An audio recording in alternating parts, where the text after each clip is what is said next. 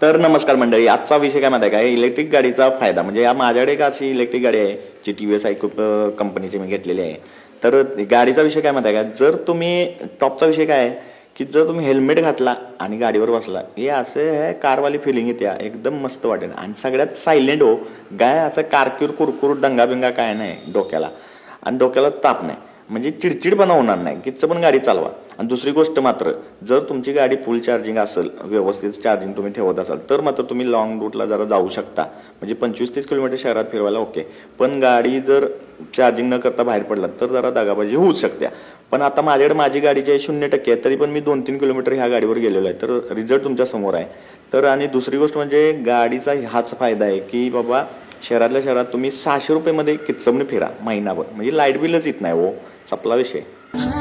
अपन मरती है तेरे पे, तेरे को कुछ होने नहीं देगी.